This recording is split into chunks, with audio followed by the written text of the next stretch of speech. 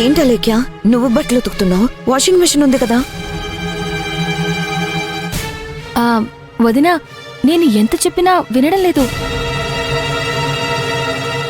Washing మెషిన్లో ఉతికితే మురికి వదలడం లేదంట.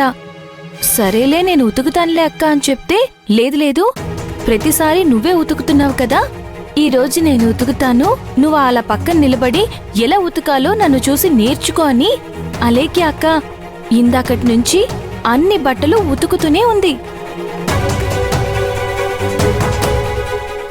అంతేకాదు వదినా, దండం పైన ఆరిపోయిన బట్టల్ని కూడా మళ్ళీ తెచ్చి ముందేసుకుని కూర్చుని ఉతుకుతూ ఉంది. ఏం నటిస్తున్నావే రాక్షసి? ఏంటో అలేఖ్య, నువ్వు చాలా వింతగా ప్రవర్తిస్తున్నావు. నువ్వు ఎప్పుడు చేయని పనులు ఈరోజు చేస్తున్నావు. ఎందుకిలా? అసలేమైంది? జ్ఞానోదయం అయింది వదినా.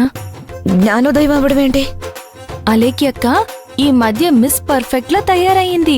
అందుకే నాకు అన్ని పనులు ఎలా చెయ్యాలో దగ్గరుండి మరీ నేర్పిస్తుంది.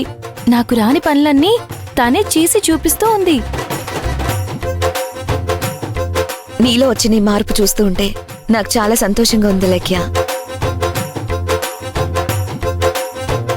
ఒకప్పుడు ఈ పనులన్నీ భూమియే చేయాలి, బట్టలు ఉతకడం, వంట చేయడం అన్నీ భూమియే చేయాలని రూల్స్ పెట్టేదానివి.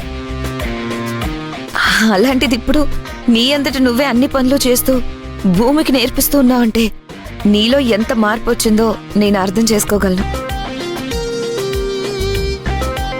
ఈ మార్పు అన్ని విషయాల్లో వస్తే ఇక మన ఇంట్లో ఎలాంటి గొడవలు, మనస్పర్ధలు ఉండవు. నిన్నిలా చూస్తూ ఉంటే నాకు చాలా ఆనందంగా ఉంది అలేఖ్య. ఉంటది, ఎందుకుండదు? నరకం అనుభవిస్తుంది నేను కదా. నీకే దూరం నుండి చూసి బాగానే ఆనందిస్తారు.